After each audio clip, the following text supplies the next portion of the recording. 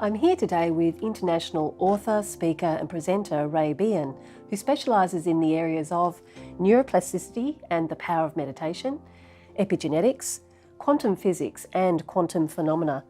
Ray has also developed and created his own set of leading-edge modalities which help the human experience. Ray, it's an impressive list of credentials and areas you work in.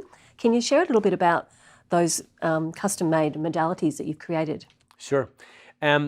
Proof is the one thing that the human mind and the human psyche needs. It needs to see evidence. So it was just purely by coincidence one day. We were running a workshop. It was a weekend workshop, and my partner Antonella was there with me at the same time.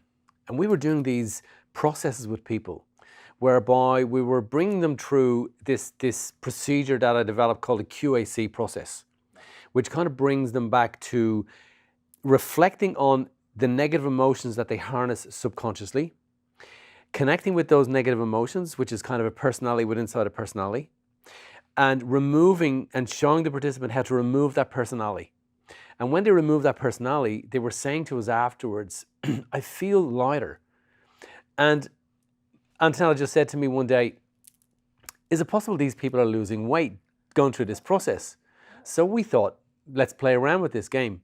So the next workshop that we run, it's another weekend workshop, we brought in weighing scales. So we brought people through this process called the QAC process.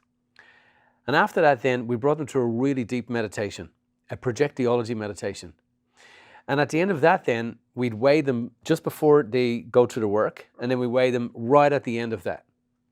And the very first weight that we took, the particular participant lost 1 kilo in about 2 hours.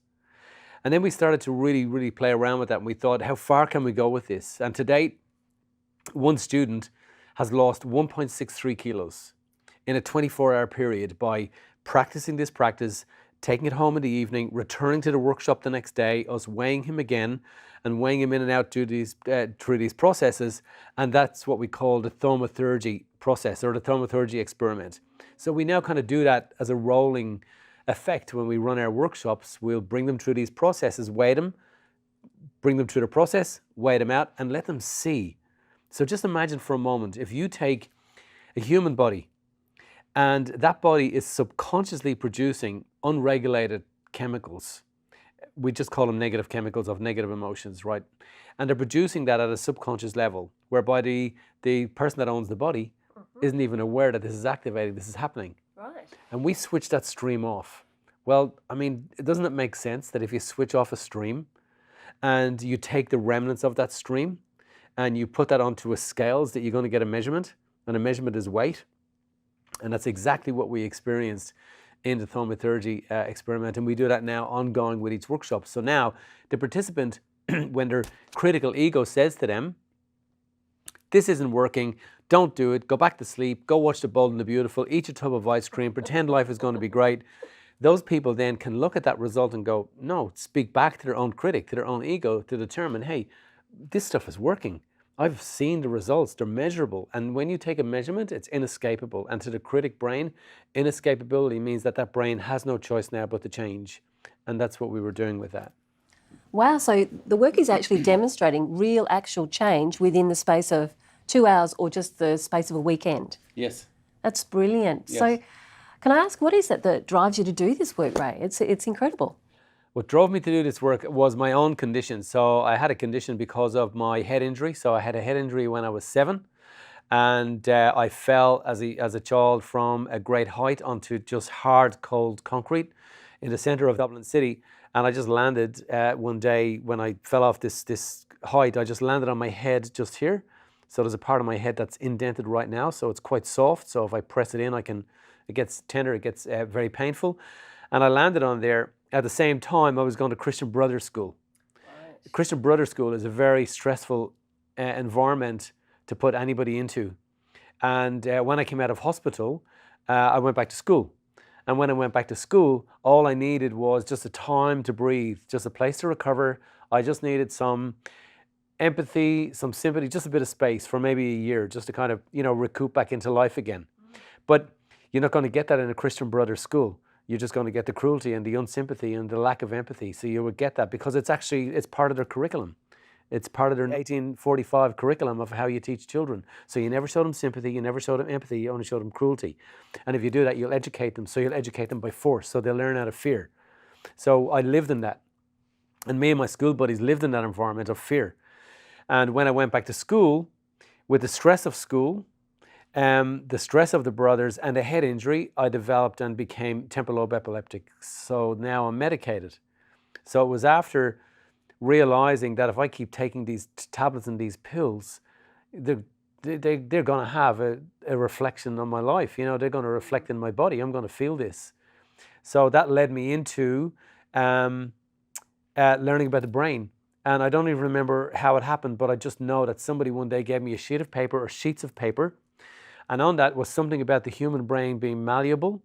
And then the word quantum physics was in there, the words quantum physics, which I'd never ever heard. And none of my friends, my family, I don't think anybody had ever heard those words at that time. And that led into quantum physics. And that led into, when I started to learn this, that led into an addiction. So now, today, we run our workshops and we manage our workshops. All those workshops are geared around people with pain, living in pain. And I know what it's like to live in pain. So in attending school, when I went back to school, I found it very difficult to learn. So the Christian brothers would display me to the class as a stupid kid. And it happened many, many times. So they were kind of saying to the class, you know, he's an idiot, don't hang with him. And if you do, you get punished. And I became an attention seeker saying, well, no, I'm okay. I'm okay to be with, I'm okay to hang with. So I learned to kind of survive in that. So all of that formed into an adaptability. So today, when I see people in pain, I really feel that pain. So when I see people escaping that pain, number one, it shows the Christian brothers that they were wrong. When I do that, so when I get that story and somebody sends me that message and says, hey, I've done this and it worked, that's the accolade that I kind of need. And that's the accolade that they gave me that I need. So from that perspective, they didn't break me, they molded me and created me. So I have to be grateful and thankful for going through that experience with those guys, even though it was really, really difficult at the time. So that kind of led on to all this work that I do now today. Wow, well, that's an incredible experience, but you've got the lived experience and proven it in your own life, and now you're bringing it across to share it with others.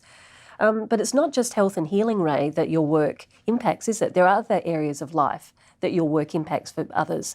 Can you share some of those? Yeah, there was a great phenomenon that I started to learn about, and it was the language and the communication between, say, magnetic fields. So if I take two magnets and I put those magnets close by each other, there's an interaction, there's a communication between them. They're speaking to each other. One will repel the other if the poles are brought together, and one will reject or accept or whatever that might be. And then in science then, there's another phenomenon called interconnectedness. So there's this language and communication between magnets, which are fields of energy. The body has fields of energy, but the body's field of energy is not just cocooned in the body into some sort of vacuum bag. These energy fields of the human body, like the energy fields of magnets, communicate and speak to each other. So we thought this, if the body has frequencies, which it does, and it has energy fields, which it does, and those energy fields are communicating with other energy fields, which they do, and the saying, the cliche that kind of explains that is, birds of a feather flock together. So similar people hang with similar people. You know, naysayers hang with naysayers. Complainers hang with complainers. Inspired people hang with inspired people. Excuse me. It kind of, works like that. So if that's the case then, and people are flocking together based on their field of energy, like a magnet, if we change their field of energy, will those people who they have been magnetizing, so literally subconsciously attracting from a distance into their lives so that they marry them, give birth to them, whatever, if that's the case then, and we change that person's frequency, will it affect the frequency of these other people who are evolving or evolving and moving and revolving at a lower frequency? Will the raising of our students' frequency raise the frequency of people around them? And that has been OMG. that has been people coming to us saying, oh my God, my partner at a distance, my father who I haven't seen in 6 years, my partner that I've been sleeping with for 20 years who just completely ignores me, has just opened up, their heart is exposed and they've changed. And that's the phenomenon of interconnectedness. And now we start to see that more and more and more with people doing the work and raising their frequency and understanding that it's not just having an impact on their life. This is absolutely influencing, impacting, and relating to people beyond them, outside of them. So what that does, Jen, is this. If that's the case, which it is, that means that we're in the driver's seat. We control everything. We don't just control our body, our emotions, our mind, our thinking, and our lives. We're literally affecting everybody else's life. So when we start to raise our frequency, they start to levitate towards us. They start to gravitate and raise with us. And we all kind of raise together. And those people don't even know why they're improving. And that's the phenomenon of interconnectedness, which is something that I really, really love exploring. Wow. So the impacts are not only obviously physically for the student themselves, but you're saying that they're impacting their environment and the people in their environment. And that process is connectivity? Is that what you call that? Interconnectedness, yes. That's incredible. And I suppose that would echo through not only in our personal relationships, but perhaps in our work relationships and our career relationships and professionally. Are you finding feedback from businesses or people who work in those sorts of fields the same sort of thing? Everything vibrates. It's all vibration. So if we take a chair or that camera sitting there, and we start to go in and we go into, you know, the particles that make that up, the plastic that make that up, into the particles that make that up, into the molecules that make that up. And we start going in there and we do the same thing to, you know, a human body. There's a level whereby we keep delving deeper and deeper and deeper. And as we get to a certain level and we delve deeper, all of a sudden, particle just has a shift, a momentary shift. And in that momentary shift, particle becomes energy, frequency. Right. So that means that everything's interconnected. So now we get people during our meditation saying to us, I have been focusing on changing my vibration to become the vibrational being that manifests money, a home, whatever it might be. And these people are coming back to us saying to us, I manifested a home. And what we've been able to do is we were fast enough to capture that in video. And that is the power of how people, you know, watching us talking here today can tell themselves delusionally all they want, that I can't shift, I can't change, I'm too broken. They can tell that story all they want, but that story is so wrong.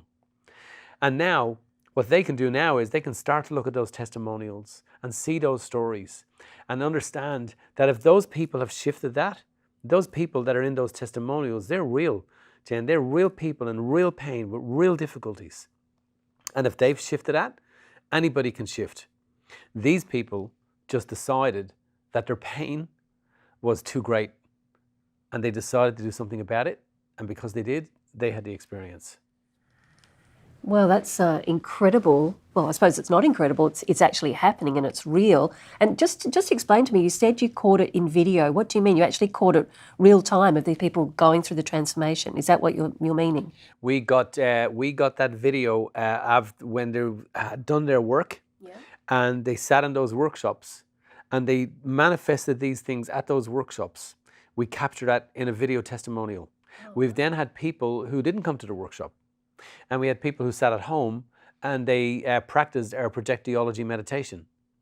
And they practiced it with clear, precise intent, creating a blueprint, a picture, a story, a visualization in their mind of what it is that they wanted to manifest into their life. And we teach them to get so clear and so precise on it that they can see the color of the door handle. They can see the nail varnish on that future partner that they want. They can see, you know, with absolute clarity what it is that they're trying to create. Because we can manifest anything that we want. We're just indoctrinated to believe that something else outside of us is controlling everything beyond us. But we are the controller. We are not in the puzzle. We are the masters of this puzzle. We sit on the outside looking in. And the moment that we realize that, that's the moment that we have the power in our hands. So yes, we've cut them in video testimonies at the workshops, and then people who didn't make there and came back and told us their story, and then we captured that in testimonial. Brilliant. Okay, so for those who are listening, how do people access your work then? How do they get to come and hear your work, experience the meditations and all the things you do? How can they access that, Ray? Yeah, sure. So there's a couple of things they can do. They can go to the website. So there's a couple of websites that we have. And raybehan.com is a website that's just about to be launched. And then the educational organization that we have, Think and Grow Education, they can find us there. They can come to the social media pages and attend the workshops and really, really participate in those things that we do, because it's phenomenal. And I'm not a master. I'm not a guru. I'm not a Buddha. I'm not a genius. I'm not a magician. Nothing. It's just information. Yeah. All I have is information. That's it. And people can then come along and bleed off that information and take that information and allow it to flow into them and then become that themselves. Okay, great. So you conduct these workshops and seminars around Australia. You have taken them international as well, haven't you? Yeah, sure. And so we do are participating now in our overseas workshops. So yes, in Australia, and Europe is our next foray now. So the west coast of Europe. So Ireland, England, Scotland, Wales, UK, France, Germany, places like that. Brilliant. Yeah. Okay. Well, I also hear that you've been writing a book to explain some of this learnings and the teachings that you've come across, but also to share some of your story. Can you share a bit about your book and what it is? What's your intention of the book? Yeah, so the book starts off with, it talks a lot about pain. So I've had some, besides the school episode in school, I've actually had some really, really difficult moments through my life as well. And what I've been able to do is, because of my injury and then my attempt to, become medication free and to get off my medication, what that's done is then that allowed me to kind of master what we call emotional fixation, right? Emotional control. What that done then was some really scary things that just happened to happen to me and my family through the years. I was in a really, really difficult situation, and that situation was going to determine, a life lost or a life gained. And I was able to deal with that with a very hostile, long-term situation without fear. And I talk about that in the book, about these different things, about going through school. And my only emotion that I can say I experienced going through school for all those years was fear. So I knew fear. I woke up every day in fear. I was afraid I would bang my head again. So I was really, really worried about banging my head. So much so there was a stage where I developed being hunched over walking, keeping my head closer to the ground. So that was a thing that I developed into. And the brothers were literally, it was horrendous what went down in that school, but I had to go to school every day. So I learned to deal with fear. Yes. I learned to deal with emotions. And a lot of that is in the book, about when you're in fear, when you're in pain, or when you're regretful, when you're doubtful, or when you don't believe in yourself. The book talks about that. It talks about the stories, and then it relates to the science, and then it brings in the practical application, and then the person can practically apply that to their lives, based on my experience. So that's really a great example of the neuroplasticity and epigenetics, because you're switching things on and becoming the master of your body instead of your body being the master of you. Yes. Is that correct? Yes. And there is, there's this phenomenon between the body and the mind, and the phenomenon between body and mind says that our emotions control everything. So we can dream, and we can have our dream. And with our dream, then we can dream about having the boat, having the car, having the great relationship, whatever it is that we want to dream about. And that's a free will, natural thing that life, God, the universe gave to us. The ability to be greater in our minds than we are in our life. But that ability doesn't get us there. Because if all we had to do was dream, well, I'd be sitting on the beach drinking pina coladas from 9 o'clock in the morning to 9 o'clock at night, right? But here we are, for sure. Now, but when I run workshops, the way I start the workshop off today now, and when I run those workshops, I say to those people in the first opening minutes, can you tell me how you got here today? And they say, I drove and I got my bicycle and I got the bus and all those things. And I say, no, I dreamt you here. Because I dreamed it. Because you're my dream. Because I did. I dreamt that. I dreamt those workshops. So we have to have a dream before we have a reality experience. The moment that we dream and then we decide to follow through with that dream, we're going to express an alternate emotion if the body has never experienced the emotion of the dream being real in the past. So the body says the moment that we try to do something new, the body feels uncomfortable, feels afraid, feels doubtful, feels uncertain, feels incapable, feels unloved, feels unlovable. And we give in to those feelings and give rise to those feelings. So we give chariot to them. So the feelings, in other words, are driving our life. What we have to do now is we have to learn that dreaming is not going to get us there. That is not the boat home. We have to learn not only to control our dreams, we have to learn to control our emotions, which is really good news, because if we can master the art of controlling our emotions, and we know that the emotional, oblivious, ignorant, stupefied body lives in this state of ignorance and stupefaction. In other words, it cannot see, it doesn't know what's going on outside. It only knows based on the experiences that we give it. And the experiences that we give it are chemicals.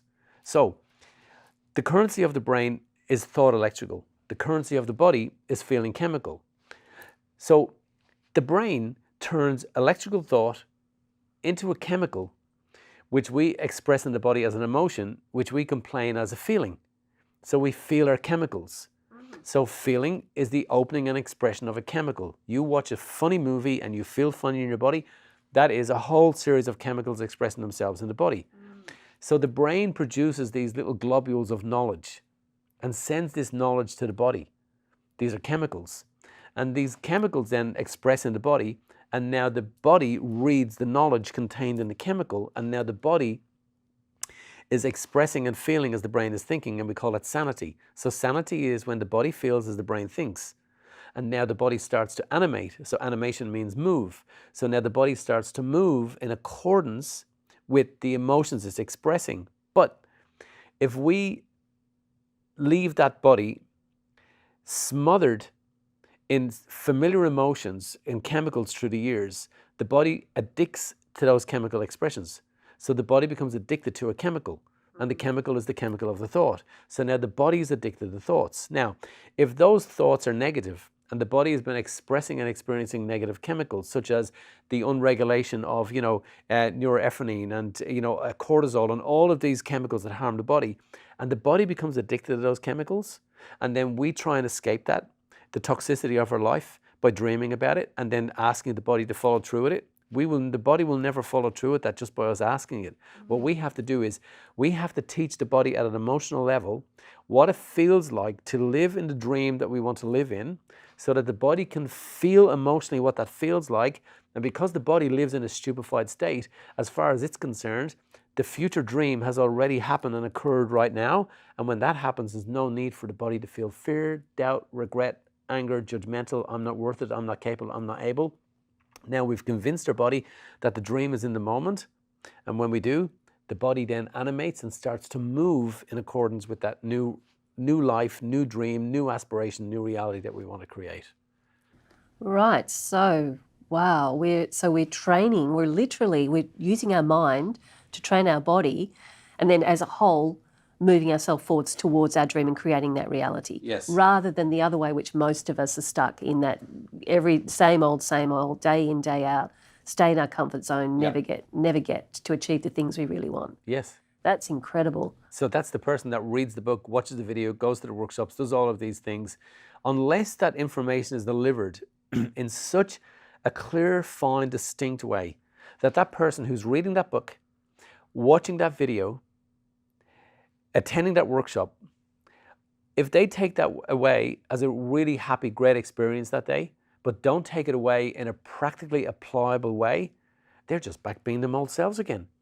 Delusionally thinking that that workshop has changed their life. No, it changed their moment, but it didn't change their world. To change their world, they have to learn how to embrace that.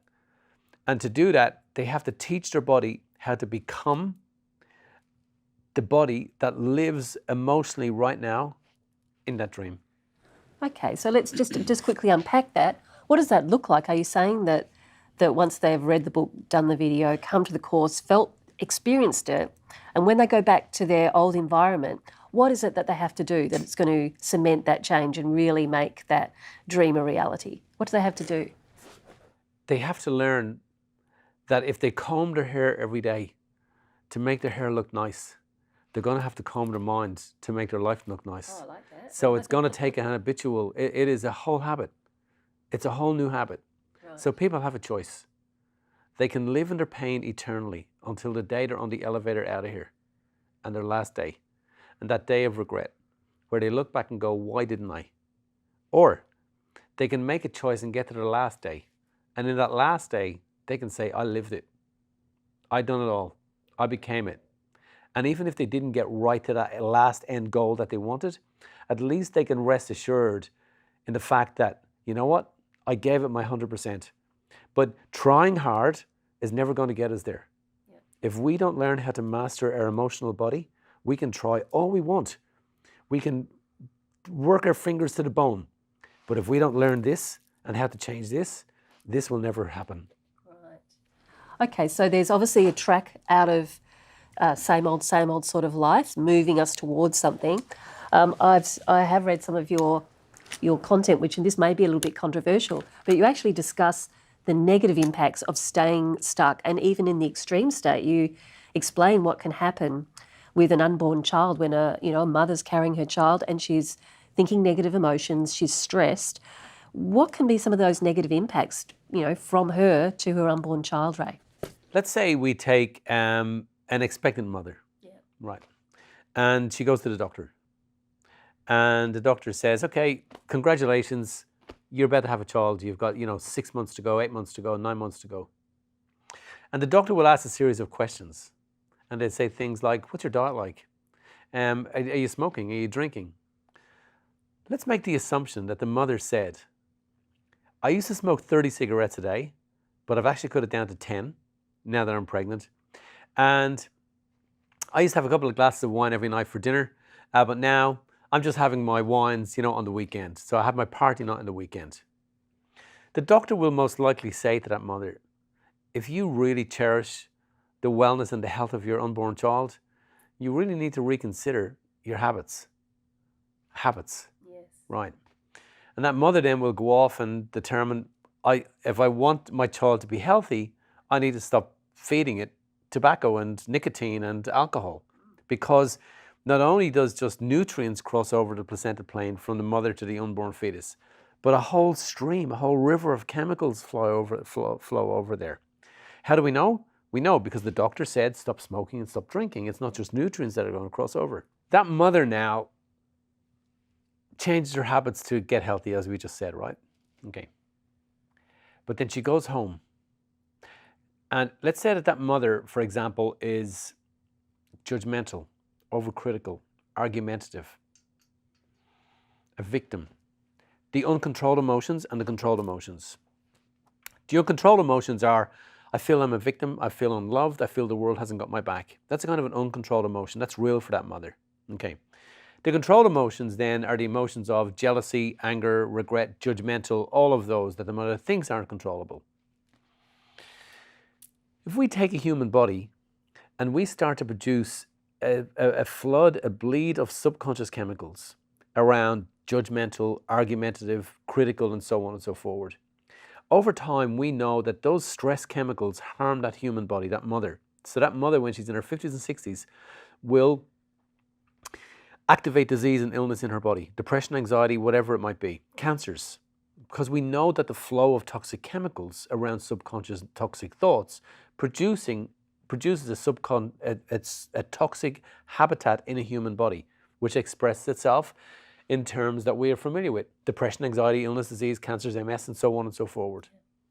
But that mother now is expressing the same emotions during her pregnancy. Where is this tap to say that those chemicals are going to switch off and deactivate to protect the fetus? They're not. No. They don't exist. No. So that mother doesn't need to just be aware and conscious of how she's habitually consuming chemicals, she needs to be very, very aware of how she is subconsciously activating chemicals that will harm and affect that unborn fetus. So maybe, just maybe, that's the reason that children are born. And yes, the mother carried the genetic gene for illness, the cancer gene for illness, but didn't express it yet. But it gets expressed in the child. So how does that happen? Well, either that is just pure genetic bad luck, or maybe mothers who are overzealous, over anxious, over critical, over argumentative, and completely out of control of their emotional state of being, maybe they have activated that. Now, in biology, it says this: genes don't self-express. So something has to express the gene. So a broken gene or a cancer gene or an illness gene or whatever it might be, if biology is telling us today that genes do not activate, switch on themselves, because it's 4:20 on a Thursday afternoon and you've just had a jam sandwich, that something else has to activate that. Yeah. And that mother is activating that in that child. So science tells us that yes, mothers, they have to be aware of what they're doing, because mothers make children ill.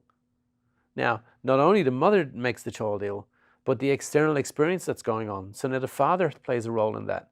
Because say the father is argumentative, overcritical, cheating, all these different things that go on in relationships, that happen in relationships. Now the father has to be aware of the habitat that he's creating and the habitat that he's producing. Because if he produces a toxic habitat for the unborn fetus in the mother, he plays an equal role. Now the mother-in-law has to think about it. Now everybody gets involved, because they're all involved. Everybody plays a role in this, but the mother has a choice, and she can master that art of controlling herself emotionally during her pregnancy and do things about that to activate chemicals of life, of love, of giving, of health, and participate in her own daily practice to outflank any negativity that could cross over that. So the answer is yes, we have to be aware of what we're doing when there's a new life coming into the world.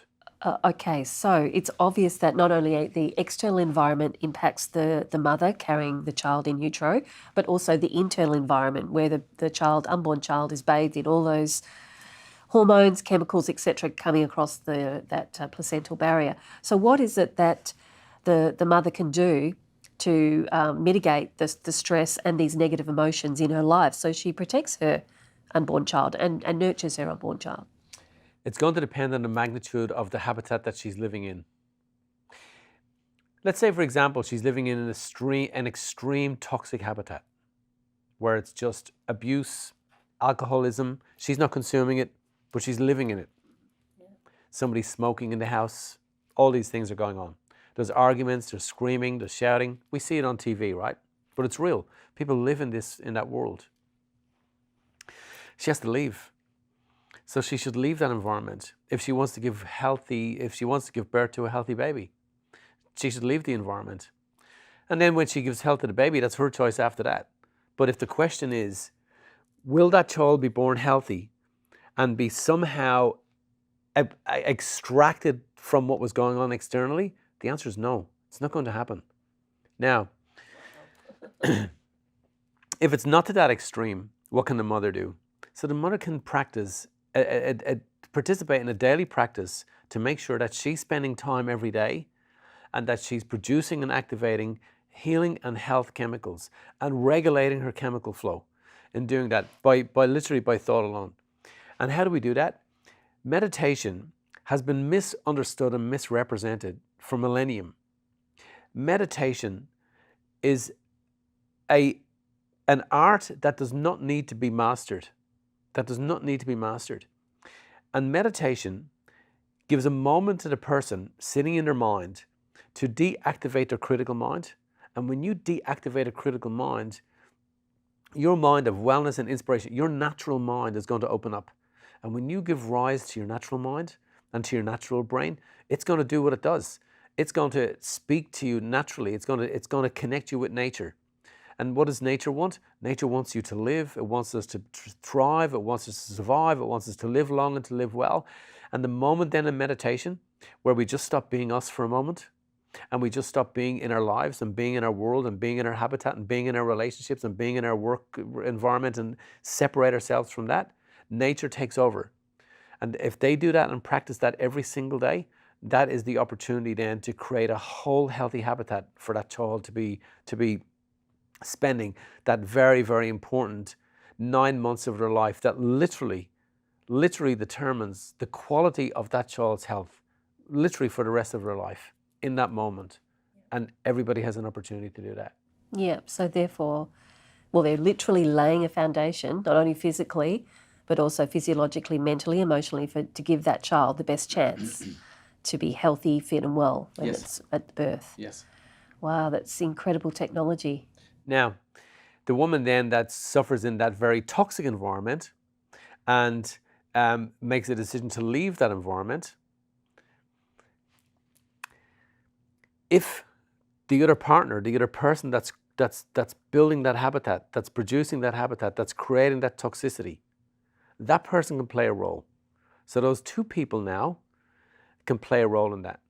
And they can just agree to leave that environment together by just creating a whole different habitat to give that child the nourishment and the love and the time that it needs just to get through that stressful 9 months so that it can be born well. And maybe then they can go back to their warring environment. But you can't have a toxic environment and create a healthy child. Just like smoking cigarettes and drinking alcohol. It's not going to work. Yeah, well, it's interesting because we all know about stopping the alcohol and stopping the cigarettes and even not eating certain foods, but no one ever talks about that, also that external environment and also the internal environment of the mother. So very powerful stuff. And there's something, I don't know if this links to this or not, but there's something that I read in your work which says the brain knowingly causes illness and disease in the body. Is that linked, or is that a separate sort of situation? That's a separate situation. I mean, everything is interlinked, but that is a separate phenomenon of how the brain works and operates. Yeah. So, like, if we just think about this for a moment, right? We've got a brain, sits in our cranium cap, sits in our head. To give you an understanding of the magnitude of this brain has 1,000 trillion connections sitting in this brain. Now, just to give you that number in context, if we take 1,000,000 seconds, that's 12 days. If we take 1,000,000,000 seconds, that's 32 years. If we take 1,000,000,000,000 seconds, that's 31,000 years. So if you and I were to count to 1,000,000,000,000, you would start now, and I would see you back here in 32,000 years, and you'd just be finishing off in your last digits. If we take that number now, we have 1,000 times that amount of connections in our brain. So we'd have to count 31,000 years 1,000 times to equate the amount of connections in our brain. Wow. So in this brain then, we have the most dynamic, intelligent piece of apparatus in the known universe. That's why sometimes I say to people in workshops, that person next to you has the most intelligent piece of apparatus in the known universe. Now have a look at them and try and figure that out, because we don't use it to that extent, right? Now, this brain is so brilliant and so knowing that if this brain realizes that the body is ill, which is when people go to the doctor and the doctor says, done your blood test and you got an illness. Now the brain goes, oh my God, I'm ill. That brain then will need to be nurtured and coached to harness the body to get well again. So it needs to bring that person to the doctor. It needs to bring that person to the chemist. It needs to bring that person to the therapist, to the counselor. That brain at a subconscious level had the ability to keep that body in harmony and to keep that body well. Now, how do we know that? Because that's a whole different phenomenon now and a whole different controversy now. So it goes like this. I talk about if you lived in a toxic environment growing up, whereby you just experienced arguments in relationships, well, it's most likely you're going to emotionally embrace that and you're going to be living and creating an argumentative relationship. It's called habituation, right? So as we grow up, we become that as adults, right? We also know that as that child is growing up in a toxic relationship with its parents or whatever it might be, or he just experiences toxic relationships, we know that every time that that child experiences it, thinks about it or sees it, it builds a thought. A thought builds a chemical. A chemical is a knowledge-based message to the body. It enters the body and it expresses itself, it opens, and then over time the body will build an addiction to a chemical, whether it's an internally created produced chemical, unregulated or regulated, or an external chemical like drugs, alcohol, chocolate, whatever. The body will become addicted to that. So now the child's body has become addicted to pain. So that child will repeat that pain growing up in their life. And literally they'll marry their mother or marry their father in a different relationship, in a different kind of, body and so on. Different hairstyle, but same characteristics and traits. Now they're married to their pain, right? So now they're living in their pain. In living in their pain then, that subconscious brain will continue over time to keep activating those subconscious chemicals so that the body, the addicted body addicted to pain, can keep experiencing living in its pain. But the body knows, just like the drug addict who makes a determination one day and says, I want to give up my drugs. I don't want to take these anymore. And the therapist says, that's very good, Sam. Just don't take your drugs anymore. And Sam goes home all happy, makes a determination and a declaration, I'm never going to take my drugs anymore. But 2 days later, Sam's body is sitting on the couch, biting his nails, in sweat, vomiting, nauseous, because the body needs that hit, right? So that body knows, if we go down and buy our hit now from Dexter down the street, and we do this, one shot and I could be out of here. One bad hit and I'm gone. But the body is willing to risk the death of itself for the chemical emotion of the narcotic, and the same happens to our internal thoughts. The body knows it's in pain. It knows it's broken. It knows it's breaking down. It knows it's stressed. And this is the very brain that put us in that situation in the first place. And that brain knows it. So you can say to somebody, you can speak to somebody's brain and say to them, do you know you're anxious? And they say, yes. So do you know you're stressed? And they say, yes. And you'd say, so do you know that stress and anxiety can proliferate and turn into greater illnesses and diseases? And that brain, through that person, will speak back to you and say yes. So that brain knows that it's consciously destroying that human body. Now, the moment will come where it goes too far.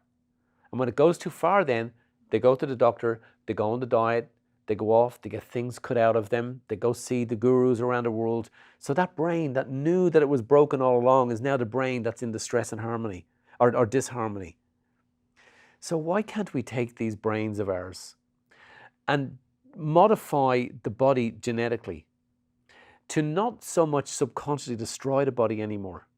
But why can't we alter our genetics so that the brain is consciously enhancing the body? But that brings in another experience.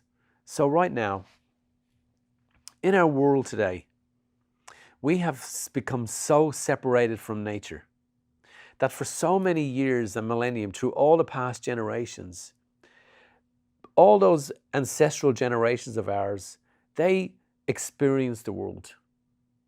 But today we exploit it. So we've gone from experience to exploitation. And because we live in this exploited world, we are the victim to exploitation. And that victimness to exploitation says this: we now have the medical advanced knowledge, we have the opportunity to live long and to live well. But through exploitation, which is competition, we live in such a competitive environment that even the desire and need to get this brain to change is such an unfathomable thing to that brain that consciously making that decision to change, it just will not go down that road. But it's back to what we were saying earlier. We teach our body emotionally to disconnect from that. And this is the Holy Grail. The Holy Grail is all in here in the body. This is what we need to change. And we can do that. And we can do that quite easily. Right, okay. So what you're saying is, rather than wait for the the Mack truck, the I'm going to die experience, or the pushing ourselves to the very edge. So rather than waiting to that time where we have to do something, why don't we proactively go and do something off our own bat and move towards what we want, rather than just being pushed when life pushes back at us, so we're going to die or something like that. So making it a proactive thing rather than a reactive thing. And that's possible? Sure. Now, when you talk about possibilities, then it brings into quantum physics, right? So in quantum physics, then, quantum physics says that everything is possible, that you're just living a reality based on your perception. Right. And your perception is driven by your emotion. So your reality from a quantum level is emotional. Right. We change our emotions then, well, that opens up possibilities. So from a quantum perspective, we don't live in a world whereby there's you and I and there's a Toyota Corolla. We live in a world where there's a potential you and I and a potential Toyota Corolla. Right. So what we're allowed to do now is what quantum physics teaches us is, quantum physics is the science that tries to explain to us as sentient humans how conscious and subconscious thoughts affect the material world of people, planets, and things. So people, planets, and things all evolve around us. We're in control of everything. We own the whole show. And if we can really, really harness that at an emotional level, if we can really embrace it at an emotional level and really master it at that level, everything outside changes. And quantum says this, quantum physics says this, quantum mechanics says this. You change your perception and you alter your reality to the exact fine degree of your perceptions. But to change your perceptions, you have to change your emotions. Right, okay. So it all links in together, but ultimately what you're saying is that there is no environment out there. It is our inner selves, our inner environment, which creates our perception, which creates the life we lead, the relationships we have, the car we drive, whether we're living our dreams or not. Let's say we take somebody into a room and we sit them down in that room and we say to them, okay, leave your mobile phone outside, leave your children outside, mother-in-law, everybody's outside the room. It's just you and I. And what we're going to do now is we're going to map out your perceptions around everything in your life. Your perceptions around you. What are they? And that person starts to map out their perceptions around them. And we say, now, map out your perceptions around people. And they map out their perceptions around people. Now map out your perceptions around your in-laws, and they map their perceptions around their in-laws, and your job and your career, and do all of that. And they map their whole life out based on their perceptions, their beliefs. Literally, from that one interview, we can determine exactly the quality of that person's life, because the quality of that person's life is directly correlated and connected. It has a fornix, it has a conduit, it has a chain, it has a weld, it has a yield on exactly their perceptions is the quality of their life. So how do we change our life? Change our perceptions. How do we change our perceptions? Change our emotions. Okay, so I suppose that's where you make the statement that we can either create our own heaven or hell on earth. Is that exactly what you're saying? Yeah. Now, my heaven and hell philosophy is a different philosophy altogether, but I'm happy to go down there. Well, I find that fascinating. Okay, we'll go there. Okay, yeah, that's a different philosophy. So, to explain that, it goes like this. When we have a thought, we create, let's just call it a frequency, right? Which is actually known technically as a vector in linear space. So a vector is a high and low of a particular form of energy in a particular space, in a particular time per second, right? So we create thoughts, we create vector in linear space. We know then that these are not just cocooned within us, that they escape us. They escape us through our pineal gland, which is our aerial, connects us to the 8 energy center just above our head. And there's technology now to see this. In fact, we use the technology at some of our workshops. We demonstrate with an EEG technology people's thoughts escaping to their head. So thoughts leave. Wow. Now, where do they go? Well, guess what happens? They found that around our body we have an electromagnetic field. And this field is a field of fingerprints, of energy. And it's real. It's a real field and it's there. It exists. These thoughts that we have affect the field. So if the field is outside of us, well then our thoughts leave through the top of our head, sit into the 8 energy center, and our energy center is interconnected to the energy center of other people around us. And then as a community, our energy center as a community is connected to another community. In fact, our energy center is connected to the energy center of the earth. In fact, the Earth's electromagnetic field is connected to the field of the moon. It's connected to the field of Saturn. It's connected galactically. So everything galactically is interconnected at an electromagnetic level. So there's an interconnection between everything. So therefore, when we have a thought, that thought escapes through the top of our head, and now it's in the universe.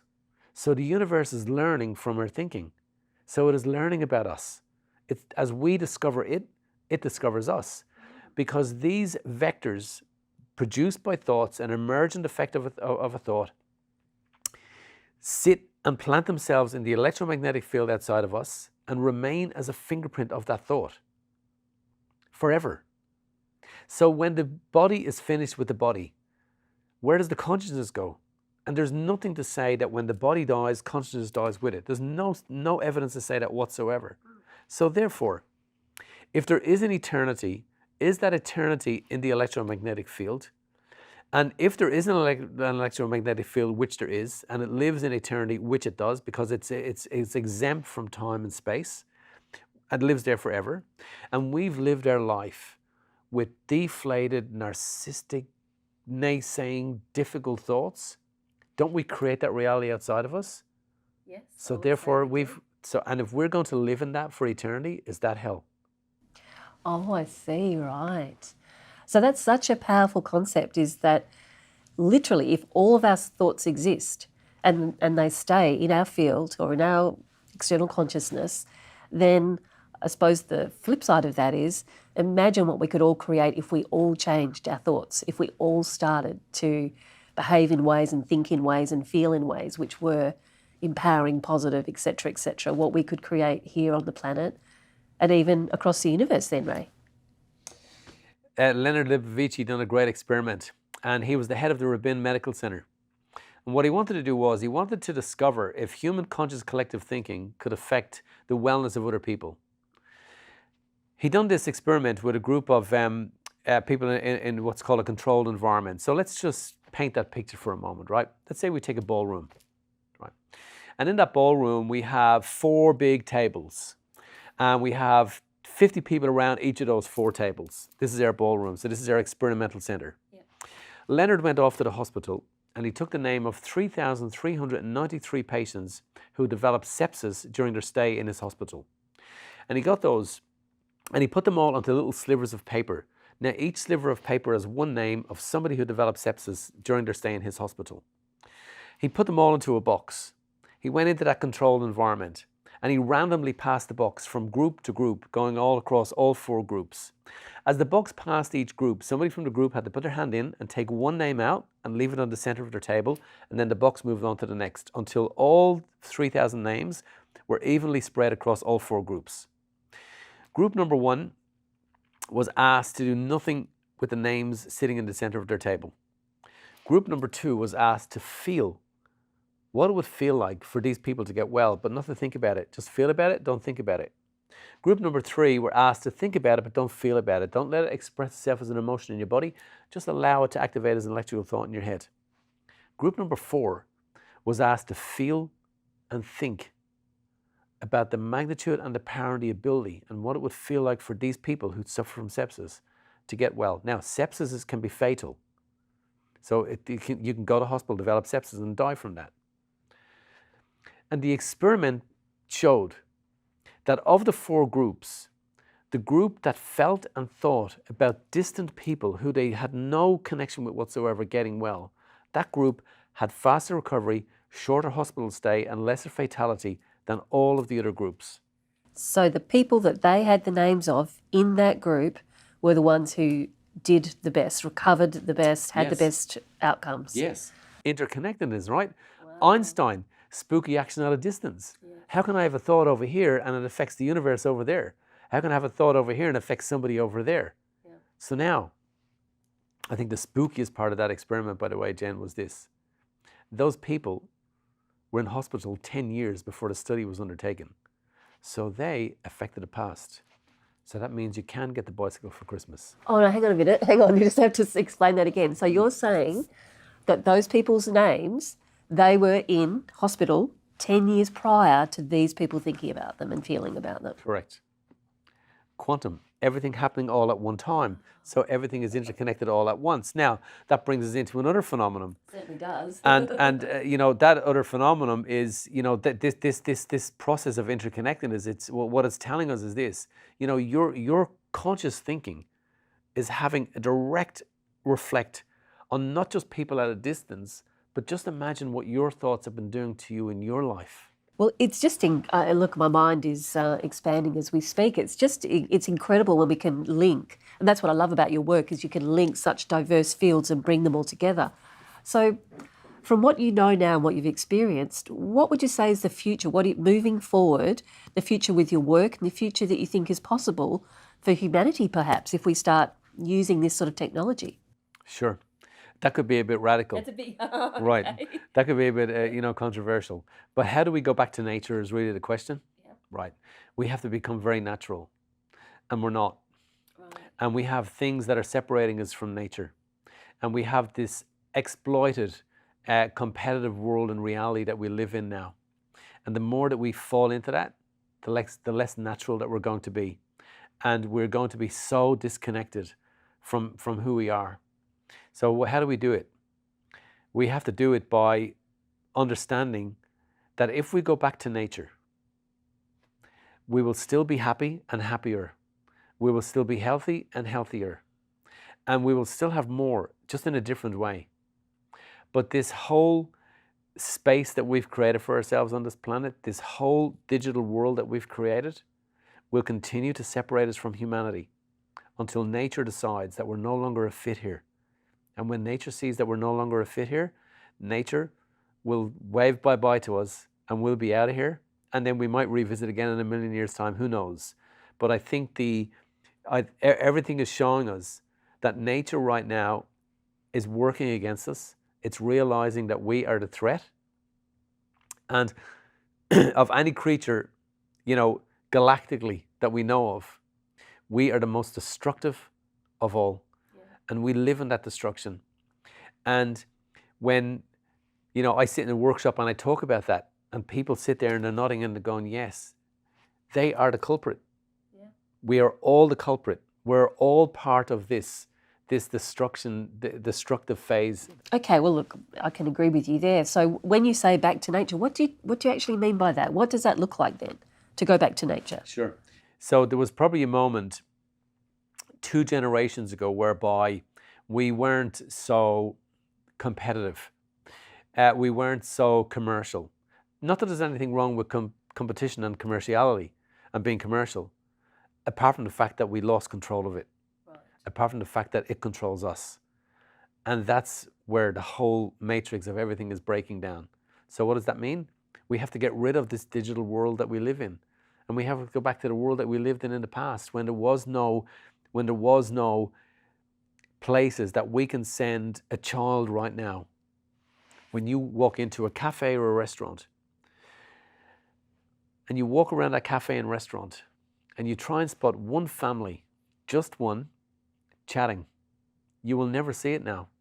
You'll see that child sitting there on that phone, learning from this. This now is infiltrating this. And we're creating such a disconnect whereby children will not even be able to communicate. They will not be able to understand their emotions. They will not be able to embrace. They will not be able to harness the gift of life. And the harnessing of the gift of life means this. It needs one thing, communication. And we're teaching this next generation how to be non-communicative, how to be non-communicating with each other and with us. And that is the destruction. Wow. So do you see some small place for the digital world so that we control it rather than it controlling us? Or are you saying totally get rid of it? Oh no, we can absolutely control it. Right, because I think you're going to have a lot of people freaking out with that statement, like, yeah, get rid of it. Yeah, so... Well, they're going to freak out when they realise what happened in the first place, when they realise when the Mack truck hits. The Mack truck hasn't hit yet. Yeah. But when the Mack truck hits, and if anybody sits there thinking there's going to be no Mack truck hit, they're delusional. This will continue on until there's a Mack truck. Yes. Now, so yes, we can control it. Yeah. Yes, we can tone it down. Yeah. Yes, we can make sure that there are conditions in place. Yes, we can allow children to be educated on a smartphone. but they can't be condescending to another child on a smartphone. Yes, we can limit the amount of time that they're on there so they can communicate with their family. Yes, we can limit it so that kids can go back out in the street again and play. And run around with those shoes on. And run around with their shoes on and learn that if they fall and cut their knee, and how to make a skateboard and how to put the wheels on if it falls off, rather than sitting there doing the things that they do in this digital space. And we're just creating digital children. Yes. And that is probably the most destructive phase of humanity that has ever experienced is right now. Wow, well, you've certainly given us a lot to think about today. I suppose in my final question to you is, if there was just one piece of advice or one piece of wisdom, something that you have learned which you think is a core truth that you could share with everyone today, that they could take that message away, what would it be, Ray? If we just spend time in our mind every single day and learn how to master our mind and our body every single day, if we do that, we will become a highly evolved, connected race. And we will not only just heal and repair our lives, we'll heal and repair society, we'll heal and repair humanity, we'll heal and repair the earth, and we can still be corporate and still be competitive, but not to the extreme right now. And it all starts with people making that determination that they are going to become one with themselves and not disconnected from themselves, because we've lost our mind. Because our minds are not ours anymore.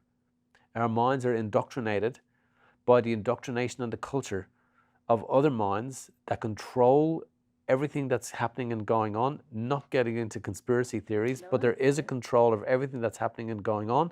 And we've always been indoctrinated. Even when we went to school 100 years ago, we were indoctrinated. It's part of it.